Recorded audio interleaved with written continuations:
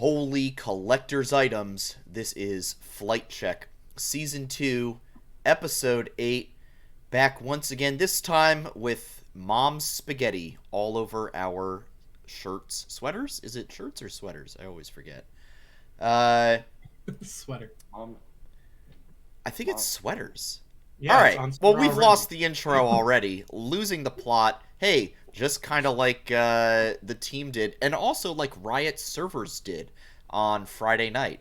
Losing the plot, forcing us to play 2 games in a row. I'm not saying that I'm going to blame that at all for the reason that we went 0-3 this weekend, but hey, I'm looking for excuses, and I'll take anything I can get. My name is Sandy Toes, and to my left and my extra left are my fellow hosts, Noxwar and Curly Double Q. Fellas, we've made it to the halfway point of the season, and I would say I'm feeling pretty good. Curly, starting with you, I mean, give me the 10-second, how's the general atmosphere right now?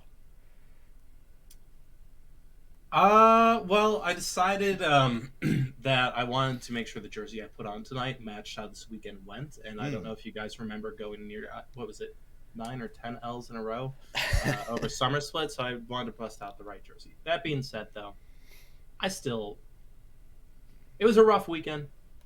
I still think we're going to be fine. So we just have to, I have faith in Sharks, in Richard, and we'll bounce back. Yeah, I think we've got a softer schedule next weekend. Knox, 5-4 through the first half of the spring split, and maybe a couple softball matches next week. I mean, I'm still feeling fairly optimistic about our playoff chances. I don't know about you. I mean, we're tied for third right now with 100 Thieves and Golden Guardians. Like, we are still very much in the playoff running. I'm not super concerned yet. Was this a bad weekend? Yes, but it's not the end all be all. And also, it's sweater. I looked it up. Oh, is it sweater? Excellent. Good to know. Why did you have to look that up? How do you not just know? Did you watch the Super Bowl 2 weeks ago? I mean, I did. That's yes. Rich coming from you, Curly. Asking if we watched the Super Bowl. It's not about the football. It's about Dre and Eminem and Snoop Dogg and all the other ones. Fair enough. Well, here we are once again with another episode of Flight Check. All over our sweater. All over our sweater. Every Monday night at 8 p.m. right here, twitch.tv/FlightCheckCrew. If you can't catch all of the show tonight, VOD will be up later here and on YouTube on our channel, Flight Check Podcast. And audio version will be up on Spotify and all your favorite podcast listening platforms as well. All right, well, let's get into it. Rough weekend, but we have to start somewhere, and let's start with Saturday's game, but not Friday's game, unlike literally everyone else. Evil Geniuses. And here's just like a trend line that I want to establish, I think, for the entire weekend is the commonality I saw in terms of discussion and debate was that the drafts were at fault for some majority of the issues here. Considering our own coach for the team replied to our tweet asking for takes, and he said it indeed was draft diff, yeah, I have to agree. Considering Sharks did say draft diff, it might well indeed have been a draft diff. Now, maybe he was memeing, but I do think as I recall, he tweeted something about how he felt like the drafts did not put us in a good position. So let's start with He also said after the Immortals game, or not the Immortals game, the EG game, one of the games Saturday, he was like, it was definitely a coach gap. Yeah. Yeah. So there's that. I will say nice to see him taking some responsibility for some of the issues. That's more than we got last year. I was going to say, I The recall open communication, very nice. at certain points last season, I would look for some sort of like, "Hey, sorry, we lost" tweet from somebody, and would see absolutely nothing. So nice to see somebody taking some responsibility. Good job, for Sharks. Yeah, thank you, Sharks, for being open and honest with how things are going. Okay, so starting out, some pretty typical bans. They take away. I'm interesting to see Ari getting banned a lot this week. That was interesting. But also, this is like the worst ban in the LCS right now, even across all leagues. Actually, I think this is terrible. This champ is not good. I don't understand why pro teams are banning or picking this champion right now. Yeah, well, they ban it. We ban Rise Zeri Nar. They ban Ari Hecarim Jinx. And they first pick the Aphelios. We go Gwen, Tom Kench in return. They go Rakan, Lee Sin, and then we take the Jhin to round out the first phase. My immediate issue, I don't like Jhin right now. You know, I know the Jinx was banned. I wish, and I felt like this was a problem throughout the entire weekend. If you will note, we let the other team have Aphelios all three games. Coincidentally or not, we lost all 3 games. You know, I think that's a little bit of results-based analysis there, but if they're going to ban the Jinx, I would like to see us ban the Aphelios in return. These have clearly been the 2 like S tier 80 carries in Spring Split so far. And if we're not going to be able to get the Jinx, I don't like them having the Aphelios. Nox, I mean, how do you feel about this pick, you know, and letting them have Aphelios so early? So this actually all revolves around top lane, believe it or not. So forgive me, but I'm going to go in for a second here. Do it. For whatever reason, and this isn't just FlyQuest, but a lot of teams across multiple different leagues have a very, very high priority on Gwen, right? Which we first picked for on red side. So if you look at our bans, we banned the Gnar, and I think that's kind of a, hey, like just to make sure that we get in there and we can fight it, because Gnar's a good matchup into the Gwen. Take out the Gnar, the Gwen is actually, for the most part, pretty okay. On top of the fact that Gwen is very flexible right now, so you want to make sure you give Gwen as much room to breathe as possible. So I think that's part of the reason why you didn't see like a Aphelios ban coming in matching the Jinx ban, because then things kind of get a little weird, I think, and I'm not really sure how that's going to end up turning out. As for the Jhin itself, I think yet again, like, you know what? I'll be the Jhin apologist. I don't think Jin's bad. I think honestly this comp actually kind of works for Jhin. You have consistent DPS in the Corki that can also poke. You have the Gwen who can absolutely shred any tanks that are possibly picked. And then you have Jhin who has this long range potential that can slow people down and chunk people out from far, far away. I don't mind this Jhin pick. More than anything, I take more offense with how much priority was being put on this Gwen. And the fact that I just don't think it's all that great. I don't think it's something that needs to be prioritized, and it's something that probably needs to be used as a counter pick instead of something that's prioritized. So for me, I don't have any issues with the Jhin. I still don't have any issues with Jhin. I've been defending this champion for weeks now, and I think honestly, for the time being, as long as you build comps that cover his weaknesses, you should be fine, because this comp has DPS. You can DPS down objectives with it because you have Gwen and Corki on it at the same time. Yeah, I don't have an issue with the Jhin, but by all means, if you guys want to debate with me on this, I will happily debate with you. Oh, I'm going to counter you so hard right now. Okay. Here he goes, folks. Pure statistics. Out of the 11 times that Jhin has been picked in the LCS, this split, he has only won 2 games. That is across the entirety of the LCS. I think that goes to show that Jhin, and oddly enough, Jhin is picked higher than Caitlyn, who has a 40% win rate, Zeri, who's a 50% win rate. Granted, those are smaller sample sizes.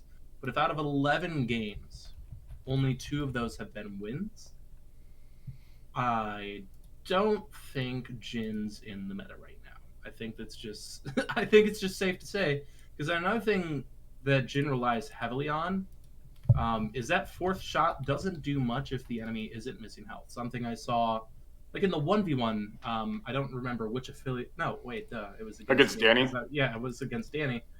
Number one, I'm not quite sure why Johnson steps forward and uses his fourth shot to hit Danny instead of getting the movement speed off on a minion and just running away, because he was down in CS and like other reasons.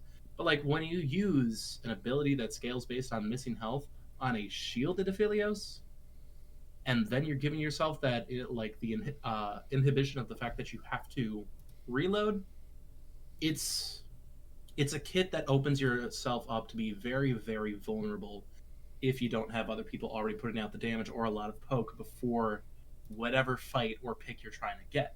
And so Jin, like you do have a point. If you build around the Jin more, where you are able to have a support that enables you to do a lot more poke, or if you're able to get some, like if you have a Corki just rocketing the team, and then you get your third and fourth shot off onto the enemy ADC, and you can absolutely pop them. Sure, the Jin has a lot of good merit there. And then if you can do a lot of good zoning ults, like even if you don't get kills out of it, you can whittle down health bars and get some good kills. But compared to these other just a lot more in-your-face, high-pace, high-capacity for damage champions that just do a DPS rather than 1, 2, 3, bam, it's just not good right now. It just simply isn't. Now I'm seeing... Well, I am going to reference chat here real quick. Arkham Avalon is saying, now, what if Jinx and Aphelios are banned? Maybe then which it was this game. It was. The Aphelios wasn't, but Jinx was. It was first pick, though. Yeah. But so if Jin was going against someone who's not Aphelios or Jinx, if Jin's going against Zeri or Caitlyn, then maybe. But you have to make sure that Jinx and Aphelios aren't options, otherwise it's useless, in my opinion.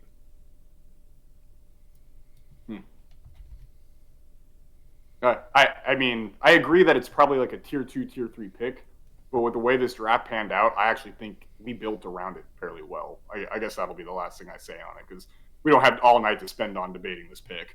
For sure. Yeah, fair enough. I also think, I don't know, something I would have liked to have seen, and granted I know it's not meta right now, but every once in a while, last season when we saw Johnson on Tristana, I actually kind of like his Tristana sometimes. Now, like I said, I don't know how it would work in the current meta, but it's I think it's solid. So something we could have given a shot instead of Jin.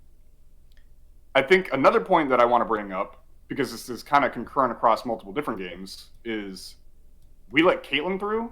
It wasn't banned at all. We banned it on blue sided against Immortals, and then we also didn't pick it against Cloud9 either.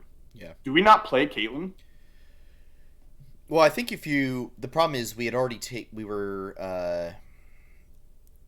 the TK, right? And I think if you're gonna play Caitlyn right now, you have to play it with the Lux. Well, if you don't pick the TK though, you just pick the Lux, is what I'm saying. Yeah, I think at that point though,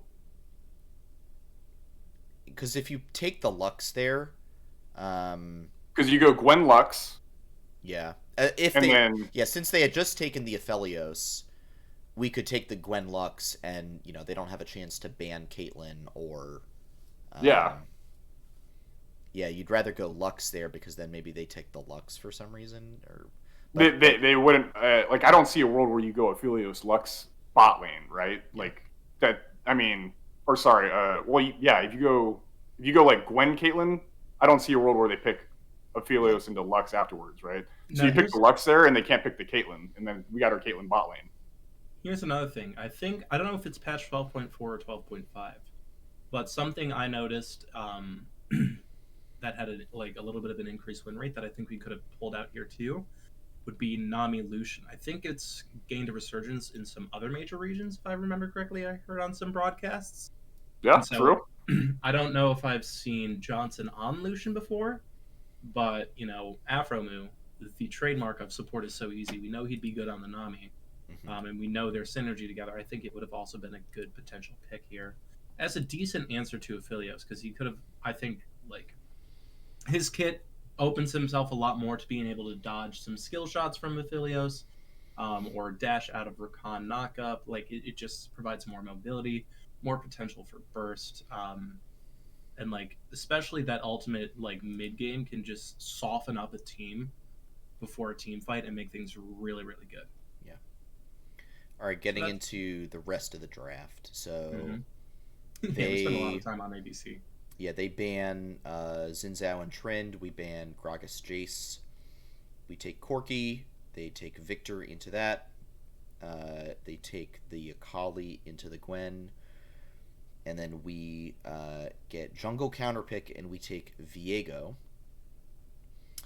And then the game kind of plays out. We do get first blood, which was great to see. And, it's a moment where you're like, all right, we're just like right back where we left off.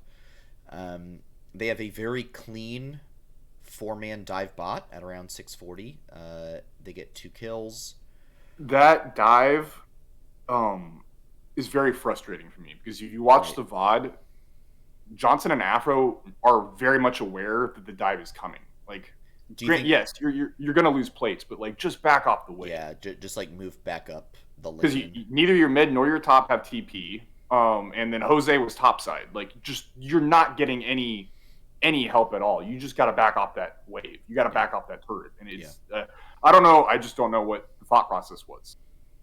Well, and I think we came pretty close to actually getting a kill back in that dive. We did. Not that that makes it any better. But it reminds me of last week against 100 Thieves, where the same thing happened. It was a 4-2. We almost got a kill. We saw it coming, but we just didn't get anything out of it. Yeah.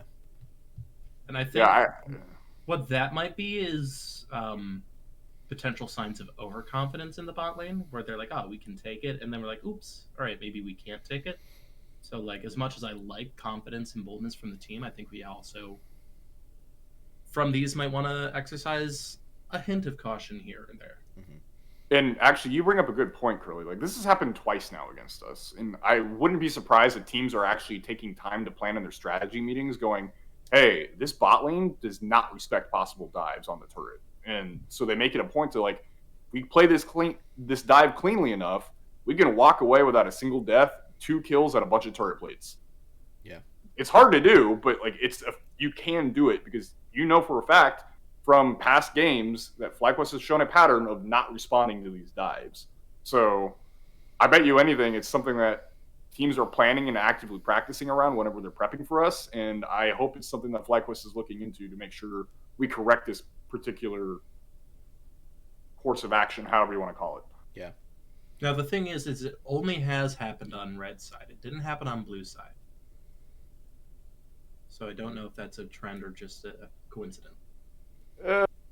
I'll say it's coincidence for the time being, but I'll keep an eye on it for sure. Yeah. Next game note I had was Tocouille strays a bit too far for mid lane, and Inspired is still hanging around, and he gets an easy ward hop into kick. And yeah. That I think that's like a minute, because Impact got a kill top lane, and then Jose traded it back. Mm-hmm. The death on Tocouille for me, I personally, because if you look, there's just no vision for Fly at all. I think it's more well played on Inspired's part than it is Tocouille messing up. I think personally. Well, it's him. It's like it's him a little being greedy. The top tier LEC jungler that EG paid for. So yeah. I'm not going to fault Tocouille too much on that one. Like, you should have in the back of your mind that Lee Sin's probably somewhere near, but, like, the chances of him being ready to swing around like that and through no vision at all, it's just a good play from Inspired more than anything, I think. Let's talk about Danny solo killing Johnson at 9 minutes, because I think we need to talk about this. It's just bad. It's just bad. Danny has the chakrams. It's just like, it was just that was just frustrating. I need to go back and look because I'm not sure if Johnson had flash up What, at like, the time. I don't think he had flash up, but what the big thing, But like he I was. said, is It felt like he was a little greedy there at the time. Yeah, he Exactly. was very great. He was very because, great. like I said, he had his force shot up, and for some reason, instead of shooting the minion wave and using that movement speed to get the frick out of there, he instead steps forward just into turret range, uses the force shot on a full health Aphelios, who has the chakrams. Yeah. I believe he even had Moonlight Vigil up. I don't think he used it, but he had the option. No, he And did use Moonlight Vigil. He just, did, yeah. Yeah, he just nuked him. Yeah, so he just absolutely, like, you see this Aphelios, you know, as an ADC who's in the LCS, who's been around for a while, and I think he's gotten a couple of Aphelios games. You know that Aphelios can, if he has the right guns, just pop, pop, pop, pop, pop, you're gone. Mm-hmm. And so why in your right mind would you ever step forward into that when you're already behind? Yeah. No, the lapse in decision making for sure on Johnson's part. Definitely. On that. And that's a huge problem because then I think Jose had to come down and cover bot lane, which let Inspired go for first Rift Herald. And things just kind of go from bad to worse there, don't they? Because, like, 4 minutes later, we try to kill Impact. We have Kumo up there, and we send 2 more. They respond pretty quickly, and we end up losing 3-0. And at the 14-minute mark, you look at the gold differential, and they have a 5k advantage at 14. And at that point, I'll be honest, I stopped taking notes. Because I actually stopped taking notes at that point too, Sandy, believe it or not. I was like, this game's over. It pretty much was at that point. There's no point in, like, I watched the rest of the game just to see what happened, but it was just like, it was the same thing over and over again. They just kept getting picks. They kept finding fights. We could do absolutely nothing into them. We couldn't split push. We couldn't find picks. We couldn't be proactive. Yeah. All of our vision had to be invested in certain quadrants. Our vision is a huge thing I had an issue with here, because that play you're talking about right there, where we started with a numbers advantage, where it was like it was a 3-on-1. It was a 3-on-1. But how do you not kill the Akali in a 3-on-1? Well, because number one, we took too long to do damage, but number two, there was no ward in the river to see, and like I don't know what was going on EG's comms, because it looked like right before this 3v1 had even started, Jojo Pion, Inspired, and Vulcan were already on their way up. They they're like, something's up, something's about to happen top. So they were already on their way up, and we had no vision of it.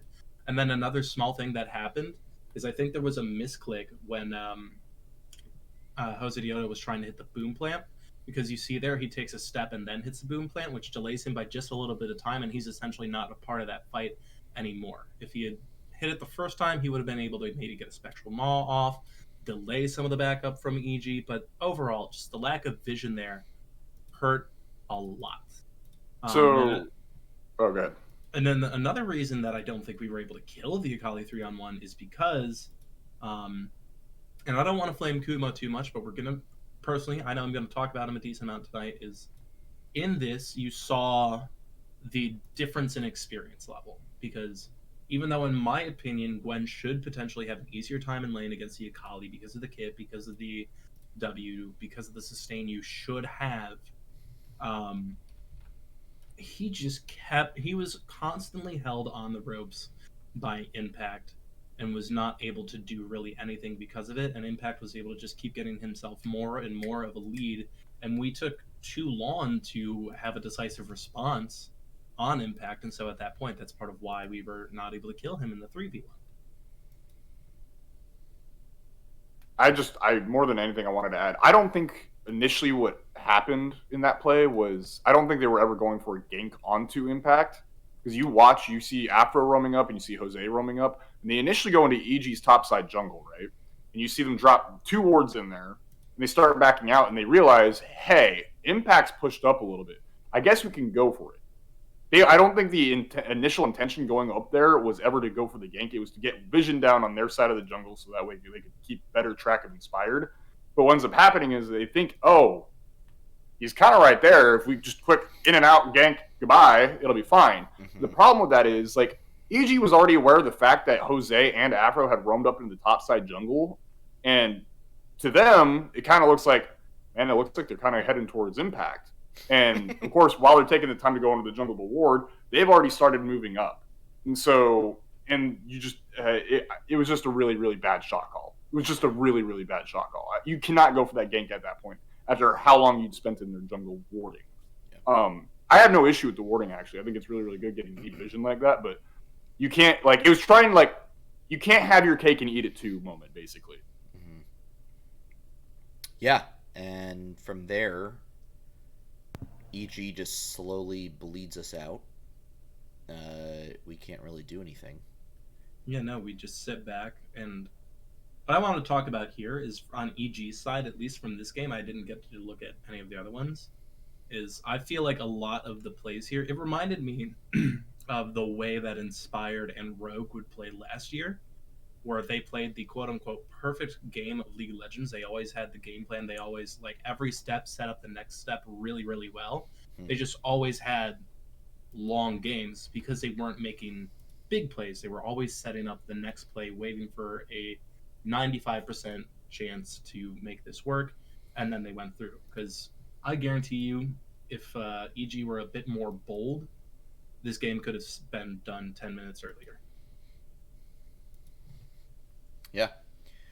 And then I think the difficulty for me is that it felt like more of the same. I don't know if there's anything else we want to talk about for EG, but more of the same for the Immortals game. Yeah. I was going to say, just the last thing for the EG is just, I think more than anything, this game was kind of on our bot lane. Yeah. And whoever was, like, the main shot caller, so probably Afro and Jose, like, we just were not shot calling properly, and just the decision making in general was really, really off. Yeah. It didn't seem like there was much by the 20-something minute mark, you know? Well, there was really nothing we could do. We were just so far behind, and the only hope is to find picks. It reminded me a lot of and Lock-in, they didn't let us do that. Honest. Yeah, that's fair. That's fair. All right. Immortals. Let's see. Our turn to ban the Ahri. For some reason. For some reason. Don't get it. I do not get it. Well, it's found limited success in the LEC. Yeah. So we go Jinx, Graves, Thresh, and now I love Jinx, Thresh, especially Afro on the Thresh, Thresh, not Fresh. And Thresh. They go Aphelios, Volibear, TK. We ban a couple top laners, although technically I guess Irelia and Tryndamere can flex to mid. And they ban a couple junglers, the Lee Sin and Udyr. We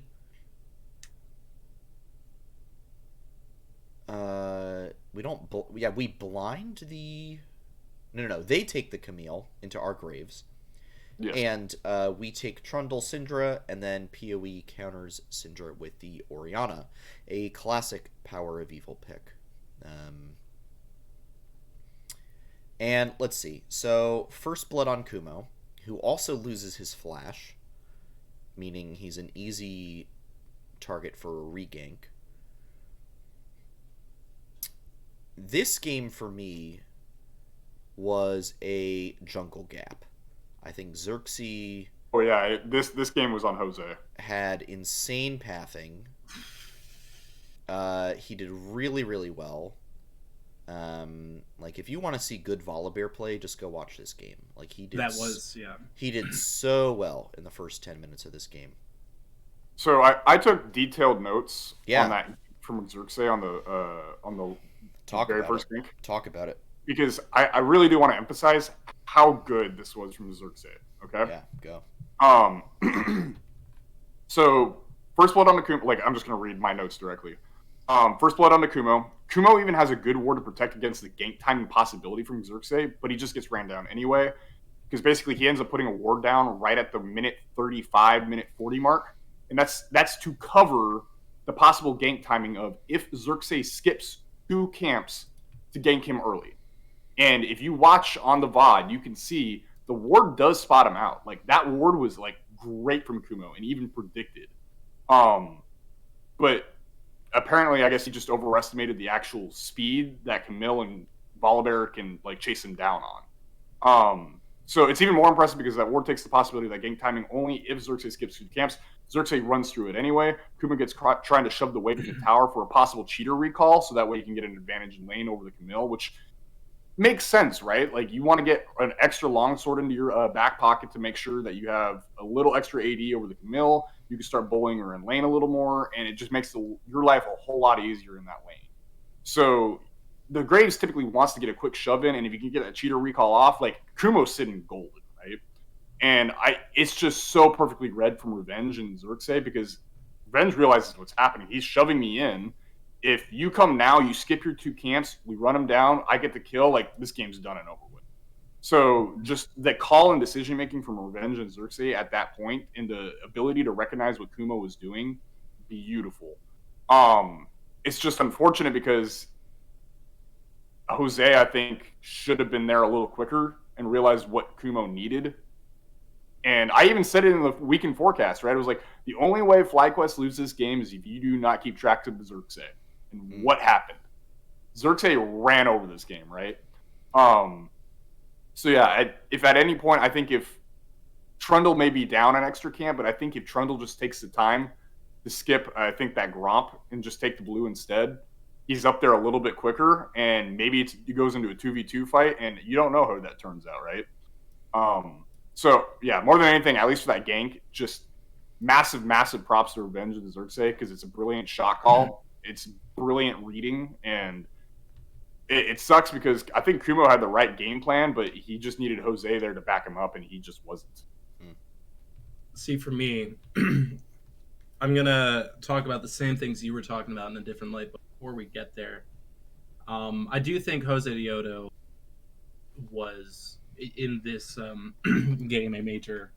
Like, he didn't perform as well as he could have, but I also think Kumo was a very, very, very vulnerable weak point in this, and I think it goes back to draft, because Trundle can be a reliable pick, especially if you're stealing the stats of the Volibear and the Tom Kench. You know, there's a lot of good stats to steal. And then, heck, even depending on the build Revenge would have could have gone for, even taking stats from Camille is good. I don't think it's the right pick for Jose Dioto. The few times we've seen him on Trundle before, it's never been my favorite thing in the world. I don't know his win rate on it, but I'm pretty sure it's negative. And so I would have liked to have seen something more akin to like the Xin Zhao, because it hadn't been banned out, or a Jarvan 4, or just something that he's shown a lot more agency on. And then we just need to put Graves in the vault for Kumo. Graves can be a good top pick. I don't think it is a good top pick for Kumo. Because while I've like praised Kumo for his ability to fill any role that FlyQuest asks of him, for some reason, if that role is using Graves, it's just not been positive. I want to say he's now 0-3 for the season with Graves. I don't know what his all-time mark is, but it didn't look good. And then another thing is, like, I think the counter pick of Camille into Graves is very, very smart on Immortal side, because normally you would think, all right, ranged versus melee, Graves should have the advantage to some degree. But because of Camille's kit, all that advantage of the range goes away, especially as long as you stay even until level 3. You then, as Camille, have the advantage because you can E in there, knock him up, get an auto attack off for the first proc your Q. You've got your shield up for like the 1 or 2 shotgun blasts that get onto you, so you're sustaining more because you've got that physical shield. And then you're doing another auto attack or 2, and then you do your second Q. You can just burst him down way quicker than he can burst you because you're right in his face, so his blind isn't going to do much because you're both in the smoke, you know? It's just a lot, like, as long as you stay safe until level 3, or in this case, as long as your jungler is being very smart and responsive and getting you an early gank, you have an easy lane as Camille. So I just think the Graves and Trundle picks were a little bit of a whiff on our part. And then, yeah, and then just translating to the late game, it kind of is similar stuff to where we didn't have any decisive calls over, like just after the early game, because once things started to fall apart, we didn't figure out how to pick them up. The only, to me, major advantage we had was for a while, Tocouille had a hefty lead on PoE and was doing good damage, but we didn't utilize that. But I might be getting ahead of myself in the discussion by talking about that. I did look it up. Historically, over his career, Jose Dioto is 9-10 on the Trundle. So not quite like Okay, not perfectly negative, just a little bit. just like a little bit negative, but also like that's pretty close to even as well. So there's that. Okay. Couple other things that stood out to me besides the jungle gap in this game. Again, the Aphelios on the other team is a huge problem. Arrow picks up 3 kills around, he's got 3 kills by minute 15. 3 kills at minute 15 on an Aphelios is not something you want the other team to have. Arrow got a kill on Afro, I think in jungle somewhere, and then Johnson. So, actually, I timed this. Yeah. So, I don't know what happens, but in a minute and 10 seconds, hold on, I marked the time somewhere. Where'd it go? Okay, so feel free to go pull up a VOD. If you're listening to this recording later on, pull up a VOD right now. Go ahead and turn the timer on the Immortals FlyQuest game to 14:30. And in the next minute and 10 seconds, you're going to proceed to see Jose Dioto, int, Die taking award on Immortals side of the jungle. Yep. You're going to see Aframu proceed to stand on Immortals Vision, Scuttle Crab Vision, on the top side, River, and then die for that. And then you're going to proceed to see Johnson run into our own jungle, where he just saw Aframu die, and in full vision, run through our jungle and also die. All in a minute and 10 seconds. We have 3 players who just literally one by one drop. Mm-hmm. And it hands every bit of momentum we had over to Immortals, and that game was just done. Like, there was no explosive, like, bam, team fight, done, Immortals is winning this game, like, it's over with. It was just quiet and silent and dead into the night. And then there was nothing big. My personal request is when you go and watch this to confirm that he's telling the truth, you then take that clip, download it, put Yakety Sax in the background, and upload it again. Yeah, it's just... It was awful watching it. Like, because I was sitting there and I was taking my notes. I was like, okay, Jose insert right there. And I was like, oh, man, then Afro died too. And then, oh, God, Johnson, what are you doing? And I, looked at the clock. I was like, how short a time frame was that? Yeah. Minute 10 seconds. Yeah. Minute 10 seconds, all of that happened.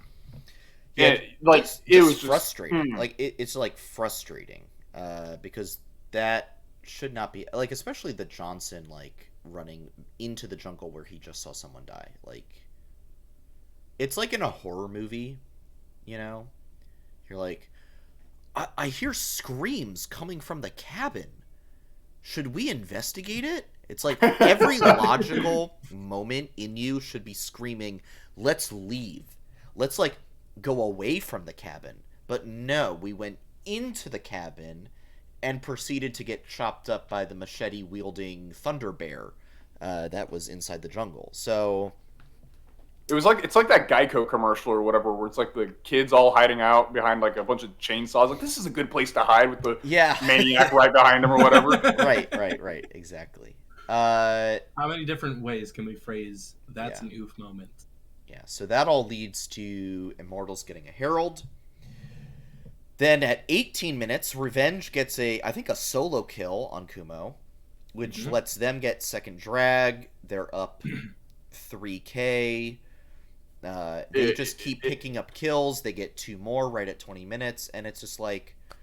I stopped taking notes at this point. Yeah, the last note I have is their Baron take, where we got giga mind-gamed, basically.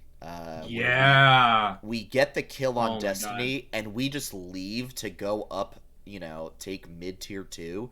And they're like, because we're like, they're gonna reset, right? We got their support. There's no way they're gonna do Baron. And then it's like we're taking tier 2, and we're like, wait, guys, why don't we see them?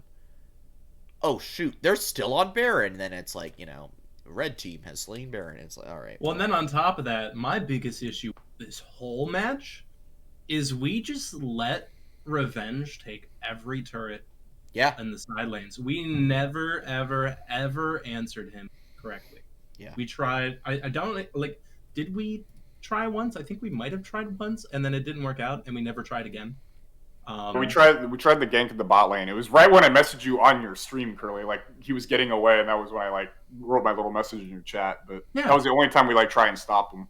Yeah, and then so after that, it's just like, oh no, Revenge is taking the turret. Oh no, Revenge is taking the turret. Oh, we're in a 5v4, but guess what? Revenge is taking the turret. Yeah. Oh, now he's got a Baron, so he's taking another turret. Like this is a top laner's dream team. Mm-hmm. The top laner who doesn't need to worry about being there for the team fight and can instead get their S by farm and turrets alone. Yeah, that's what this was for Revenge. Yeah. One last thing, because it was actually talked about on the FlyQuest subreddit, and I brought it up in our Discord, and I saw other people talking about it. But that second death from Kumo, where he face checks the brush, I will agree that you do not have to face check that brush to ward. You don't. I do, however, want to shed some of the reasoning on why Kumo did not think he needed to do so. So, just really, really fast. Again, brilliant shot calling play from Xerxes. You see Xerxes clear a ward down in FlyQuest jungle a minute and 10 seconds prior. And then you see him come up, and then 50 seconds before that gank happens, you see him clear another ward in Immortal's Tribush in the top side. And then he disappears. You don't see him for however long. And if FlyQuest is actually doing their due diligence, and Jose Yodo is keeping track of possible jungle timers and where things are on the map, you have a Drake who's getting ready to get prepped. You have all of Xerxes' bot side jungles respawning. So theoretically, at this point, Xerxes should be going back and resetting and getting ready to clear his bot side camps and getting ready to prep a Drake. What ends up happening, though, is he goes into his backside jungle, clears his red, comes back in, and then reganks Kumo again. Because for FlyQuest, that's not what should be happening. He should be getting his farm down bot and getting ready to Drake. So for Kumo's sake, I'm, again, not defending his act of warding face checking wise, because he probably should have just done it from lane anyway. But you can see why he wasn't all that concerned. He did, like, no one from Fly, I guarantee you, thought, oh, hey, Xerxes probably top side. He's probably bot side, was what I bet you all 5 players were probably thinking. Now, I think another thing that might have happened here is because both times we've talked about Kumo dying, Kumo getting ganked, etc., and then particularly with Xerxes, definitely, I felt like he had a heavy prio on the top side of the match. Before we move on, I don't know if we have anything else we want to talk about, but I want to pose you guys this question. Do you think, with Kumo's exceptional performance in the prior week, that he might have made a target for himself with EG, Immortals, and C9, being like, all right, we have to shut down Kumo, and, then FlyQuest doesn't have much to play with? I'll let you go first, Andy. I think it's certainly possible. I don't know if I'll go as far as saying yes, definitely, but I wouldn't be shocked if that was the case. Over the weekend, here's what I'll say, is that we faced 2 really good top laners in Impact and Summit, and we'll get to Summit's insane Jace game in a moment. And then Revenge, I don't think Revenge is a bad top laner. I think he's, pretty much, on par. All middle of the pack. Yeah, on par with Kumo. So I think Kumo just got out-handsed this weekend. So that's really it for me. Yeah, I don't think the matchups did him any favors, but yeah, so. Yeah, the matchups didn't do him any favors, on top of the fact, I think this Immortals game, I don't think it was his fault.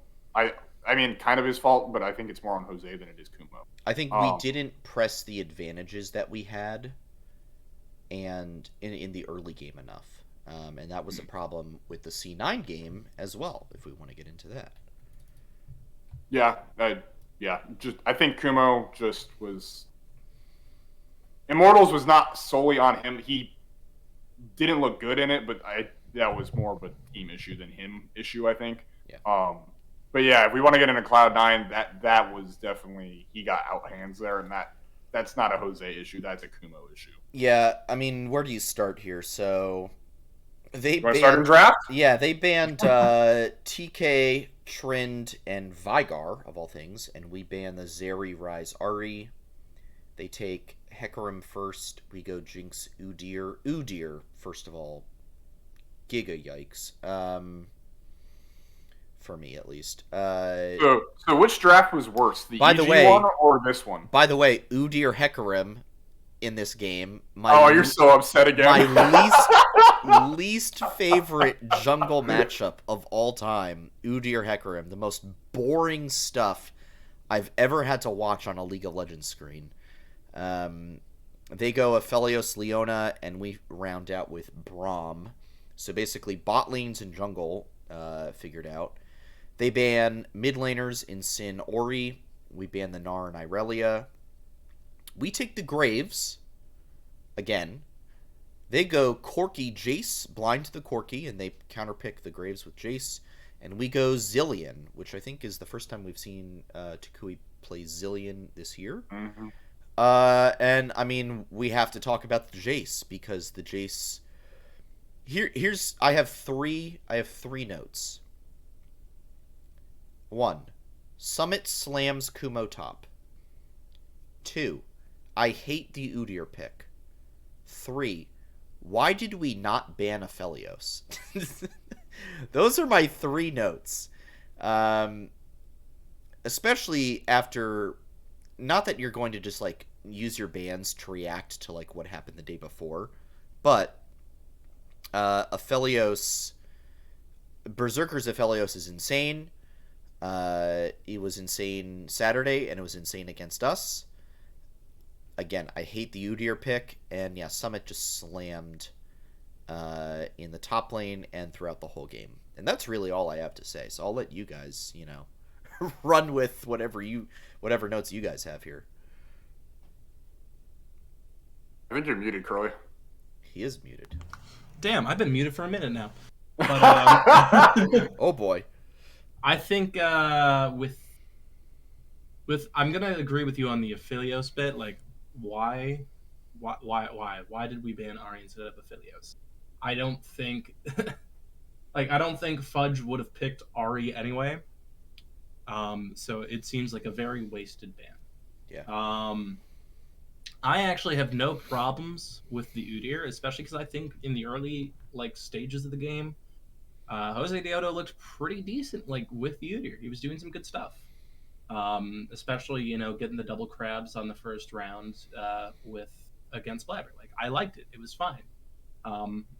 Again, I have this issue with Kumo. It just does not seem to me like a good champ for Kumo. I feel like trying to get the Graves for him was a mistake. I would have rather seen something.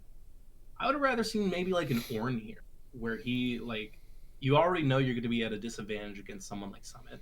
You need to expect that there's going to be a skill difference. So you're all right, I'm not the priority here. How can I reliably be the weak side so that we can get bot and mid fed? Because that's how we're going to win this game. Especially mid. So which is why I have a question mark ping with Zillion, because it still looked good at some moments. But also I feel held us back as opposed to something like, say, Zoe. It doesn't have synergy with her comp. And that's another thing. It doesn't have synergy with our comp. The only good notes are every once in a while, the ultimate could keep Johnson around a little bit longer or Jose Deodo a bit longer, but they'd have to then be able to effectively utilize that second chance, and it didn't happen too much. Yeah, okay. I'm gonna real fast breakdown of this whole draft, okay? So the big thing I've been learning over the past couple of days is that if you see a Vagar ban in draft, that should be screaming to you that they're going for a Corki pick. Because the one thing that pretty much hard blocks Corki right now is Vagar. So you see that Vagar ban on third ban on Cloud9 side, you should go, oh, hey, they're picking Corki. So why is it then that we're saving our last pick for mid when you know for a fact that A, that they're going Corki, B, Summit is far more of a threat no matter what champion he's on compared than Fudge is. Like, Fudge is a good player, don't get me wrong, he's done solid in the mid lane, but Summit is just a better player than Fudge right now. He's more of a threat on this Cloud9 team than anyone outside of maybe Berserker. So the fact that we're saving last pick mid for Tocouille instead of for Kumo, who's going to need everything in his arsenal he can to survive the onslaught that is Summit, who is very quickly working his way up my MVP candidate right now next to Whippo. I don't know why. On top of that, the Udyr ban, I feel like, is a cookie cutter response to the Hecarim. We're kind of going back to 2021 again. I still don't have that many issues with the Aphelios. I don't think it's really all that ban worthy. Sorry, Sandy. I don't get me wrong, like, especially with how good Berserker has been on it, I think it's something that could be considered. But I honestly, like, unironically, and I'm not saying this out in hindsight, would have banned the Jace, because there's been lots and lots of talk on Twitter recently about Summit's Jace in solo queue and champions queue. Lurlo had a whole thread over the fact that he got smashed in lane by Summit's Jace, and lots of people have been talking about it. He's been playing it lots in champions queue and in solo queue. It's something that I think honestly should have just been like, again, I don't understand the Ahri ban. Just ban the Jace here. That's 3 bans. We're pinching Summit down a little bit. We're giving as much room for Kumo to breathe as possible. Yeah. And then lastly, the Braum, just, there's nothing synergizing here. So if you're wanting to really go Zillion for whatever reason, that's fine, but it doesn't synergize well with the Braum at all. You need something that's going to help you engage. You want to pick a Thresh here. You want to pick a Blitzcrank here. You want to pick a Nautilus here. It's something that'll help you get in there. So the Braum just doesn't really make any sense. It doesn't really synergize all that well with anything else. Just there's just so many things that, like, don't work with this comp, because your only form of engage is basically speeding up the Udyr to run super, super fast, bear slap, stun, and then run away. Like, I don't know what else you want to do with this team comp to get engages. So that was my very, very quick rant and rundown. And I think, honestly, this has been our worst draft of the season. Was this? Agreed. So that's everything I pretty much had wrong with this draft that frustrated me, because there was things that you could see coming from a mile away in the ban part of the pick and ban phase. So, and the fact that we still let it happen anyway just frustrated me beyond any doubt. So something I want to talk about real quick is you mentioned Braum, right? And normally I don't have an issue with Afromi on Braum, especially with Jinx. They've had decent success with it this season. However, this match did not seem to be it for Afromu. Like, for one, when we had that really good bot side, I want to say it was like, I don't know if it was a 4v2 or 4v3, but where we got a couple of kills. The tower dive? Yeah, the tower dive. Yeah. Afromu missed his ult. He whiffed his ult. He didn't do well, but before that, a crucial thing I have an issue with is I think it was a pre-Drake fight, because I know it was bot side river, right? It starts out where Tocouille and Jose Diodo are on the top side of the river. They get the stun off onto Blabber because he was there. Like, he had, I think... Blabber engages on Jose because he's taking the crab. And Afromu, number one, had used his E at a point that I don't know why, because there was no projectiles coming his way at all. Mm-hmm. And he was, like, just out of range of being able to hop onto Jose Diodo. And what you see Blabber, Fudge, and Winsome are in the lane up here, and then you've got the ADCs like slowly making their way up. Johnson coming a bit faster than Berserker. And for some reason, in this moment, the two major mistakes after the the early E, are, for some reason, if you are playing Braum and you see your Udyr right in the thick of a fight, the first thing you do is you make sure you can jump onto him so he gets that armor and MR boost. That's the first thing I would do. and then I would use my E, so it's actually blocking something, not using it while you're far away, right? And then he does get a Q off onto Fudge, who's on his way out of the fight anyway, rather than onto Hecarim, who has already been shown to be the focus by Jose Dioto and Tocouille. And they were all three, Winsome, Fudge, and Blabber, were all in range for the Q. The fact that for some reason he decides to apply his passive to someone who's leaving the fight instead of someone who's about to get smacked at least 2-3 times makes no sense to me. And I think that's a crucial flaw of like the first part of what goes wrong with this fight. And then on top of that, for some reason, he starts to turn around to Johnson, but doesn't even commit to turning around to Johnson. And so then he's just in this awkward space where he didn't do anything effective for the whole fight. And that's not, it was just very weird to me, because that's not something that usually, like, that you've seen from Afromu in a lot of the games. It didn't make much sense to me, and I think it was a crucial fight that lost us some of our early momentum. Because I think we did have some momentum for like the first 8 minutes. Sandy? Yeah, it didn't look bad until Summit started getting ahead. And then from there... There it looked worse. From there it looked worse. Yeah, I understand the points made about, you know, Udyr, Aphelios, things like that. Yeah, I found it was interesting that they were, you know, so scared of the Vygar pick that they were willing to ban it. And yeah, that's a good point that I didn't think about, that if you're banning the Vygar, it's telegraphing the Corki pick. And which was interesting because then they left the Corki pick so late, right? And we had the counter pick, and it was interesting that Zilean was the counter pick into it. I feel like they're, you know, Victor was up.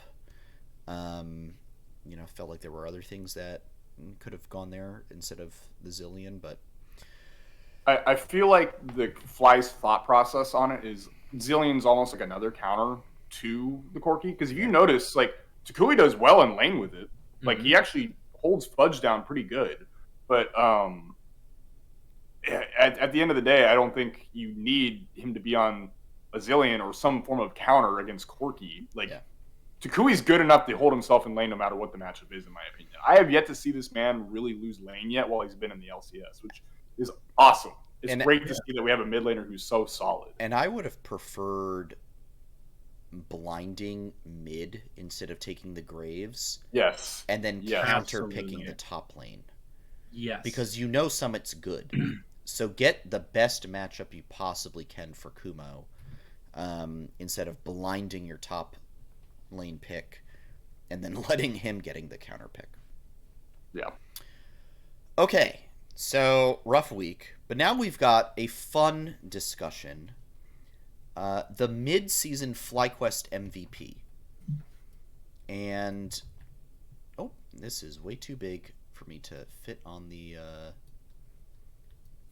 have an itching feeling that it's going to be a unanimous decision. Mid-season FlyQuest MVP. You can barely see it on the, oh, no. You can make it... If I deleted week 4 recap, that would make it so much easier. Yeah, maybe. Because we're not recapping. Yeah, because we're not recapping anything. All right, mid-season FlyQuest MVP. Nox, who is your nominee? I'm going to have to go with our lovable French king himself, Goy. Yeah, I'm right there with you. How about you, Curly? You see my name in FlyCord, right? I'm an LFL enthusiast. The LFL enthusiast himself, yes. Yeah, no. Tocouille all the way. Are you kidding me? This kid, from day one, like, even when we were looking kind of rough in lock-in, I've liked just about everything I've seen from him. And he's never once been a, like, source of doubt for our success in my eyes, you know? Because... Even with this weird Zilean pick, like you said, he looked pretty good. So, like, his worst days are still top 5 minimum for me, and I love that. I love that we have such a solid mid lane. Yeah. I actually would not be surprised if you had actual analysts do a ranking. Some people putting him on like an all-pro team. I think he's up there right now. I could easily see him coming in at like a third team all-pro right now. Yeah, no, I feel good. I think for me, this might be a surprise, but Kumo is probably second for me, with Afro coming in third. I think Kumo did have a rough weekend this past week, but the first 6 games of the season, he looked really, really good. To the point where even, there were multiple folks on the broadcast and other coaches who were like, yeah, did not expect a lot from him this year, but, he's looked really good. If there's a most improved player award so far this year, it's going to Kumo for me, for sure. Most improved is definitely going for Kumo. Yeah, definitely. I'm personally going to send it towards Johnson's way. Okay. But I can see why you would say Kumo. Fair enough. So, speaking of our MVP, actually, let me copy this over real quick. I don't know if it's possible for you to put this on screen, but I wanted to show this to you guys just to make a point of how close this Cloud9 game actually could have been if Tocouille hits this. So, really quick in the drag fight, I want to show how close this double bomb almost is. So, here's the first image, Sandy. All right, the video's going to get real wonky here for a moment, folks. So, that's the first one. Well, not quite, because I can't tell what's going on. I gotta save the image. Then I gotta get back to the podcast room. Okay. There we go. Actually, it may be better if I just post it in our flight check Discord. I'll tell people to go look there. Hang on. Hold the phone. Would it be better to do that way? Create new source. Bombs. Upload image. Where'd I even download this to? There it is. I just see. Is that a lantern? Was Winsome on Thresh? I forget. Alright. It is now visible. I'm going to supersize it, though. Over you guys. This is the first image. And there's two? Why didn't you tell me there were two? Okay. Alright. First image. So, this is the first one. So, this is Tocouille. And look how bunched up Cloud9 is here. Right? That's pretty bunched up. So, whenever Sandy gets the chance to pull up the second image, I'm sorry for making you do this live, Sandy. Hold the phone. I should have done it earlier. But look, and I've even outlined in the second image, like you can see it. It is stupidly close, how close this is to being like a 4-man bomb. Like, look at the outline and how close it is. Like, it barely misses literally being a 5-man double bomb from Zillion. That is upsetting. Pretty close. So this is twice now. Yeah, this is twice now that Tocouille has almost had. This is twice now that Tocouille's had plays that have just literally been pixels off from securing the game. Like first against TL in that Ori shockwave that missed like 3 men all at once, but instead only caught 1. And then now here again in this Cloud9 match, where it's literally maybe not I can't tell who's the 5th C9 member way down bottom, but it's almost a 4-man Zillion bomb. Like, there's no way that FlyQuest does not clean that fight up if Tocouille hits a 4-man Zillion bomb. It's literally pixels off from like almost everyone. So yeah, I really do want to emphasize how good Tocouille is. He sees the moments, right? Yeah. And if he's like just milliseconds quicker, like there's a world where we win this game and we win the TL game, right? Yeah. So I wanted to show that real quick. And all of a sudden we're 7-2 and we're tied for. Actually, if we won the C9 game and the TL game, we would be in first place. So there you go. But if wishes were fishes, I forget how the rest of that saying goes. All right. Now for another fun segment of the evening. Mid-season power rankings. I know you all have been waiting for this, and so have I. I'm going to bring them up on screen now. Boom. All right. So let's establish some things. So up here is where we started the season. Now, to be fair, yours were how you thought it was going to go by the end of the split. End of spring, yeah. But Sorry, I fucked up. but for absolute surety, these rankings are where we think each team is currently as we stand midway through the season. So we'll just hit these quickly since we're already about an hour or so into the show. Let's look at some trend lines. Starting at the bottom, I think we all have CLG and TSM taking a big tumble. Just all the way down to the bottom for all of us. Immortals rises a bit. Looks like Dig falls generally. Both FlyQuest and Golden Guardians go up. Curly has 100 Thieves go up a couple places. I have them go up one. Nox War has them go down two. We all have lost faith in EG a bit. We all have Cloud9 rising. Nox has Golden Guardians shooting way up to number 3. And both Nox and I agree on Team Liquid at 1, and then Curly has C9 at 1. And now what I want to do real quick, before we get into individual rankings, I gotta move this over so you can see. So there's it's got both me and the aggregate, but just look at the aggregate for now. So this is where the aggregate was at the start of the season. TL, EG, C9, 100 Thieves, TSM, Dig, CLG, FlyQuest, Golden Guardians, Immortals. That was the average between the three of us. And I'm not kidding, I did not copy-paste my rankings over and pasted them to the aggregate. My rankings were actually just the aggregate. I had the exact same ones. Sandy knows. He understands. I knew. He's like, all right, I got this. And then things are a little bit different, but also kind of the same. So in the aggregate, we all agree that Golden Guardians moves up, FlyQuest moves up, CLG and TSM fall, Immortals goes up, Dignitas drops a bit. Are you sure you didn't just copy paste? All right, look. I have EG and 100 Thieves flipped from the aggregate. So. But hey, this is what happens when you get when you only have 3 rankers, right?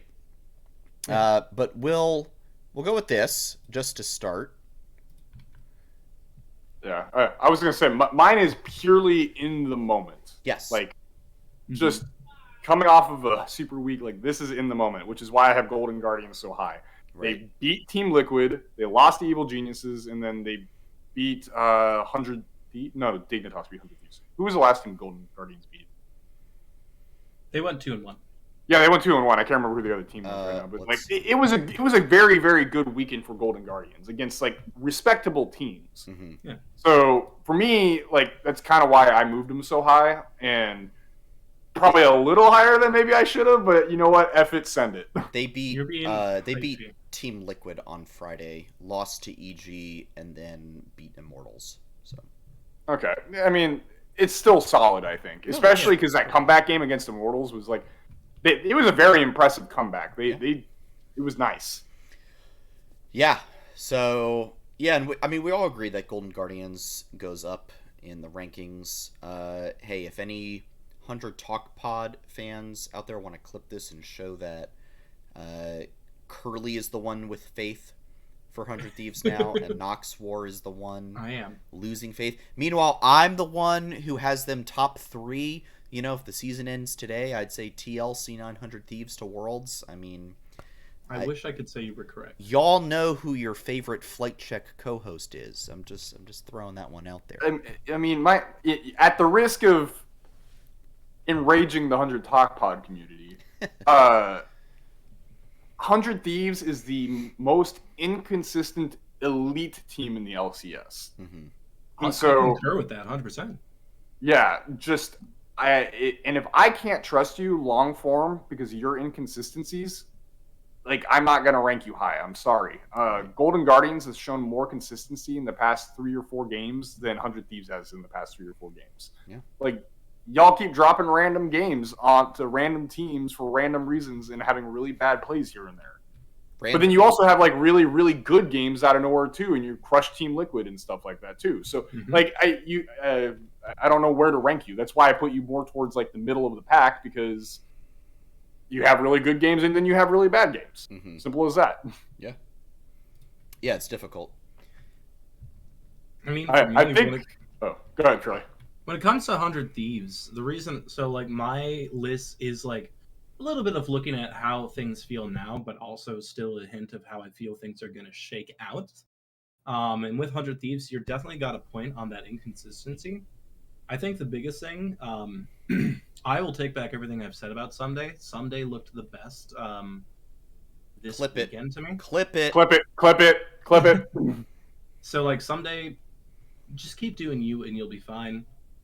As long as you don't have another one of those set moments, I'll keep doing you and you're fine. FBI was a awkward point for me this weekend from what I saw from 100 Thieves. Like, it's not a huge concern, but it's just like, and then closers been weird for me as well. But then I I have to agree with the major talk of Abadaga, and whatever's going on with him right now. It's 4 weeks in. We're halfway through the split, and granted, there's a whole season still. And I don't think it's time to hit the panic button per se, but I think Abadaga needs to figure it out.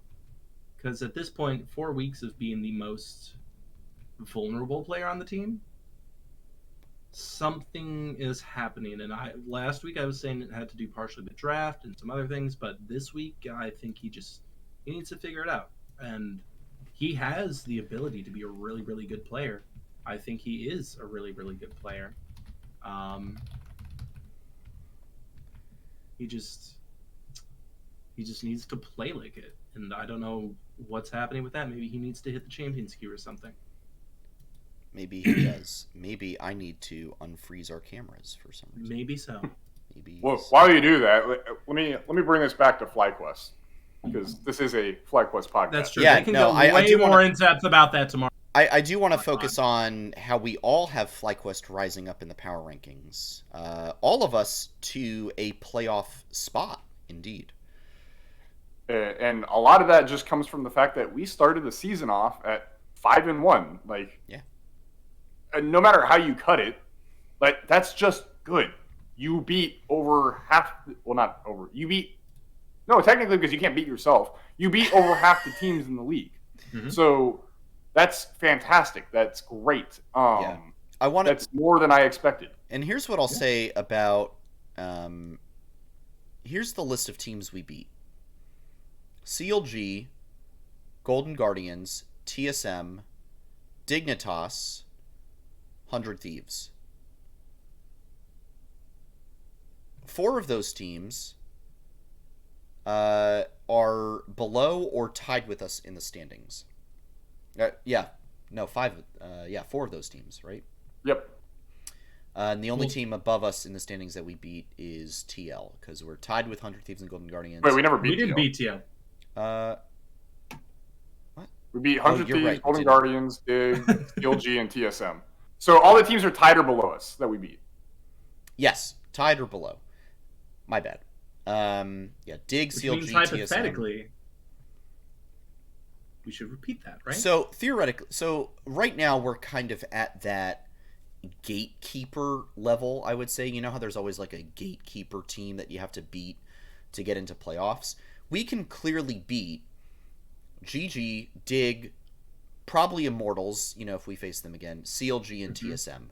That's 4 to 5 wins right there. That puts you at a solid 9-9, 10-8.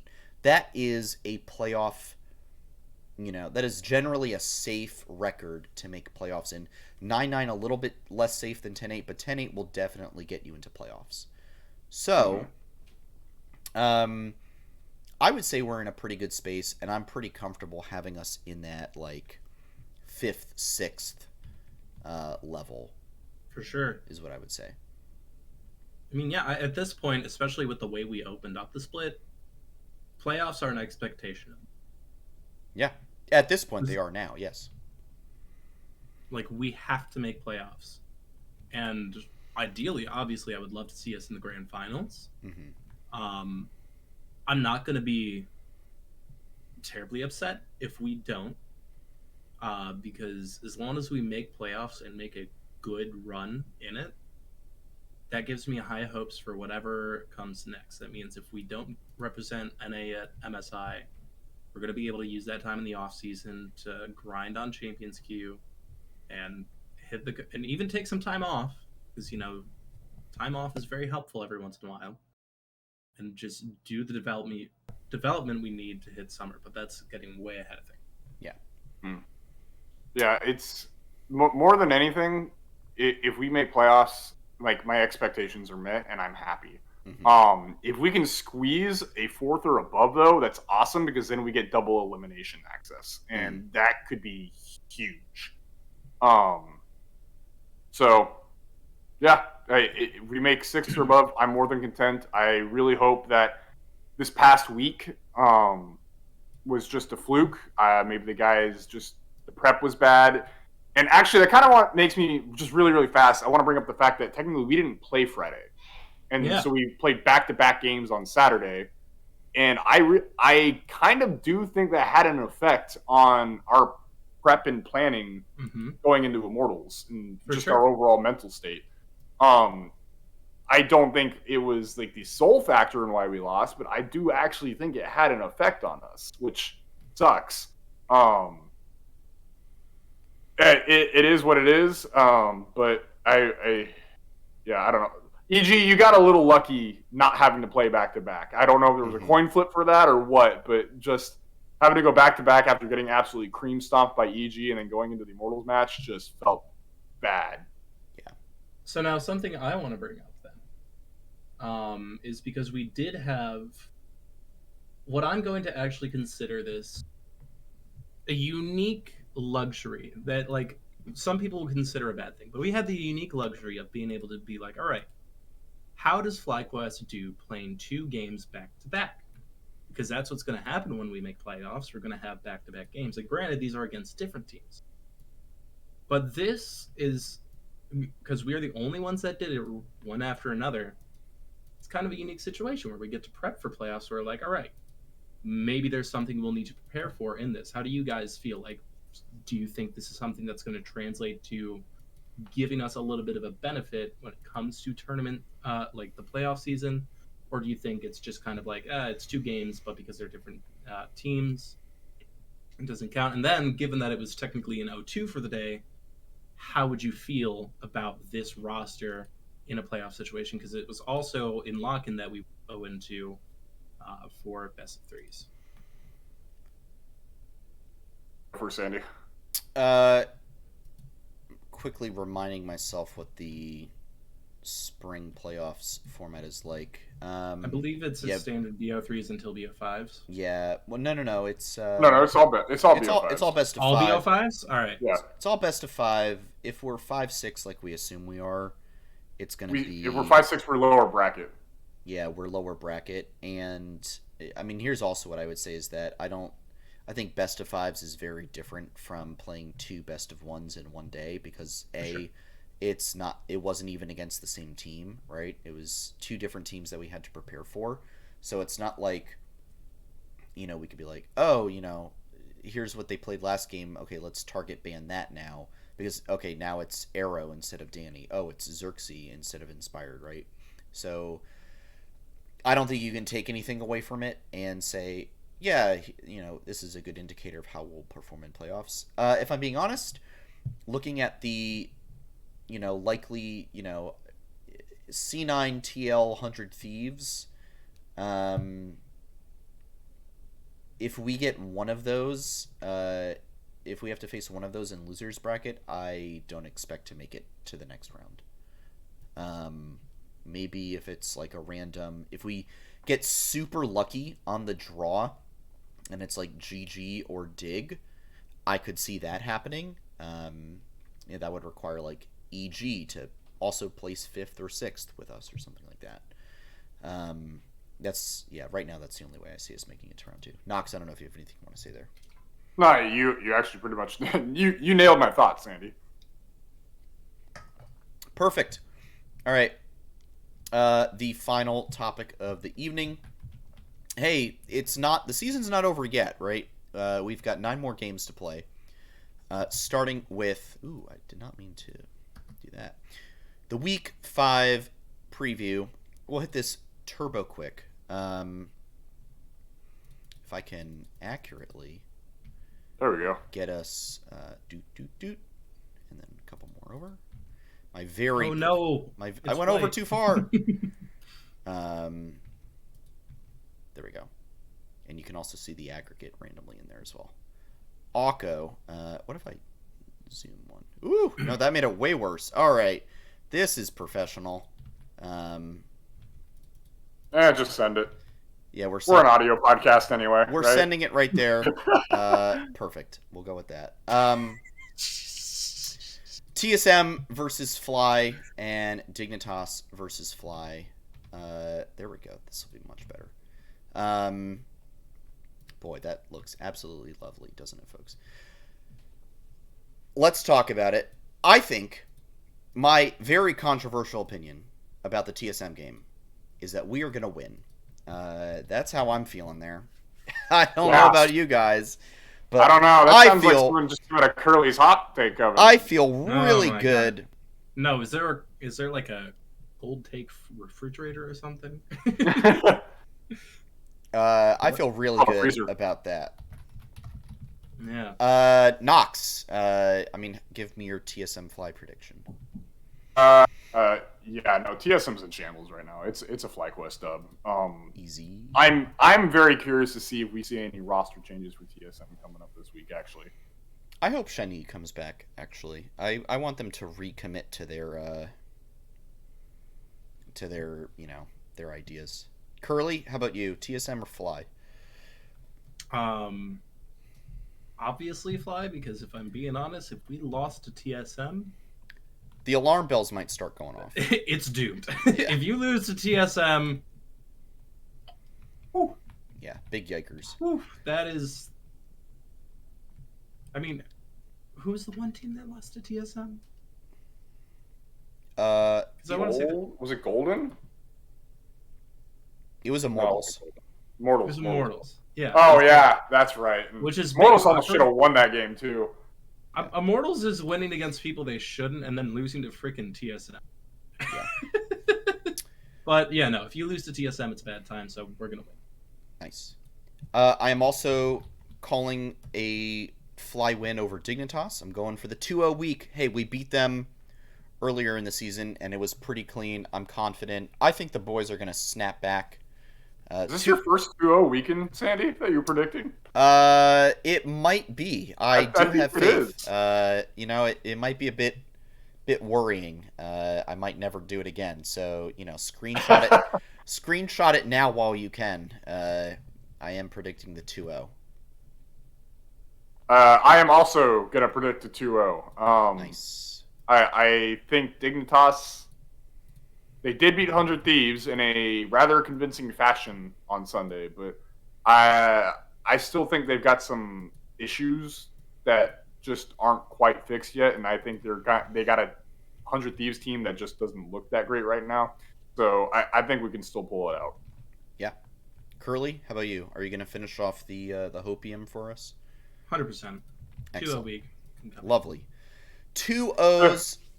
There's hope on the horizon, guys. Just because we went 0-3 last week doesn't mean the season's over. 2-0s across the board. I might have been 100% incorrect with my predictions last week. But how was I supposed to know? How were you supposed to know? All right. Final thing. We do have a couple takes. We did ask for some takes regarding the weekend. First one from Sharks. I don't know who this is. No idea who some this guy is. named Sharks. He says draft diff. Give me a yay or nay on this one, Knox. On 2 out of the 3 games this weekend, yay. Correct. Alrighty. Curly, yay or nay? Um, so I'm gonna say this in a convoluted way. Do you know how in like Halo there's this thing called skulls, and there's a particular skull called Grunt Birthday, where whenever you get a headshot on Grunt, it goes yay. That's insane. Oh boy. Because that is a Grunt Birthday take right there. Oh, there you go. Everything Evil Pod says, we know that one of those losses was to help us evil geniuses to get out of a funk, so we thank you for giving us a much needed mood boost. Well, what can I say but you're welcome, I guess. I'm not too happy about that, but I suppose you're welcome. And then, all right, here's the... I was going to say, y'all better stay out of that funk, because you guys lost on Sunday. Yeah. Well, another thing I want to bring up is I think it's also to throw people off of the Ikebana curse. Yes. Ikebana curse. Yeah, if it's 100% effective all the time, people are going to know, and they're just going to try to cause a delay of game so that you have to play the next day. Yes. Also, I can't hear your 4-5 team from my 5-4 team, so. It's like looking into kind of a mirror. Yeah, exactly. And then final one, hot take. Oh boy, here we go. TMB_42. All 3 games were lost through Kumo. This is because the gap that he made through Champions Queue spamming has shrunk as other tops got enough stage games. He's being exposed. This team needs an impact top laner to ever succeed. To which I say, did you watch games 1 through 6 this season? Because, again, Peter Dunn called him a top two top laner in LCS and said he would probably vote him for first team All-Pro if the season was to end at that point in time. Freak, notorious, just, hater of all things, said Kumo was playing very well this year. Multiple analysts have said this on broadcast. I completely disagree with this. I think Kumo has really stepped up so far, and I think he just got put into bad matchups this weekend and did not get the jungle attention and pathing that he would have needed to really succeed in those difficult matchups versus Impact and Summit, 2 of the best top laners, literally maybe the 2 best top laners in the league right now. So that's my response there. I don't know how you all feel. I mean, something I'm gonna agree. I will agree to an extent with you, because I did critique Kumo a lot earlier. I wouldn't say all 3 games were inherently lost through Kumo, but him being not being able to achieve the same success as the prior 3 weeks definitely had a major factor in our inability to play.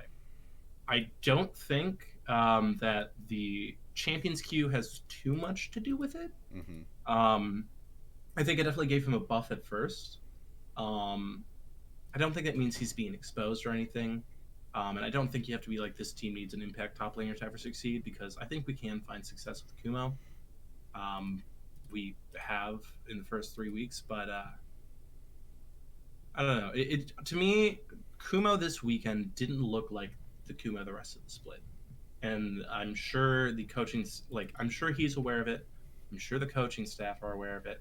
So they just need to sit down and be like, all right, what happened? How can we prevent it? And I will always bring things back to the beginning of the year and just the way that Sharks and Richard approach coaching from what we've seen. I think it's easy to work on weekends like this where we just don't perform as well. I mean, we showed it in between lock-in and the start of the season, so I think we can do it again. And so, while it was an alarm for this weekend, I don't think it's a long-term concern, and I think we can rely on Kumo. There you go. Knox? Yeah. I think more than anything, this take is just because of how drastic of a comparison it is compared to last week, where we had Kumo along with Tocouille, almost just duo carrying the game against 100 Thieves, right? That Trinimir game was nasty, and up until that point, he'd just been only slowly ramping up the whole time, right? So I think more than anything, it feels really, really bad to see him go from that Trinidad game and to a certain extent, like the mid game of that Irelia game on that Saturday against Dignitas into this past weekend where it was just 2 games of him getting absolutely outclassed in lane, and then another game where he just got shut down by a jungler who did not let him breathe, right? I don't think it has anything to do with Champions Queue. I don't think it has anything to do with the skill gap necessarily. Part of me thinks it was just an off weekend because, let's be honest here, Aframo didn't look good, Johnson didn't look good, Jose Deodo didn't look good. The only person on this team that looked good this past weekend basically was Tocouille. Everyone else on the squad just was making either really dumb decisions or was mechanically not playing well. Yeah. Until I see Kumo continuing to look like that every weekend, I'm not going to doubt him yet. I'm just going to chalk it up as it was a bad team weekend. It was a coach gap. It was a draft diff. I'm just going to blame it on Coach Sharks. Love you, buddy. I'm sure he's the type of coach that will gladly take the blame for his players so they don't have to. It Yeah. certainly seems like it to me. You know what? I just thought about, though, because it's the end of the month, guys. And you know what every, young middle-aged adult has to worry about? It's rent. And, because we don't get imported. Yeah, we don't get imported for $2.5 million to throw our shot at Worlds, unlike some mid laners that go back to their native regions. So that you have to worry about rent. And so they were probably just stressed that in trying to save the environment and not throw a bunch of money, they're like, oh man, what do I do? That one belongs in the oven. That one belongs in the oven. That's not even the oven. That belongs. Where did you pull that from? Alrighty. Well, I think that is everything for the show tonight. I don't know if you guys have any other notes or topics you want to bring up before we close out.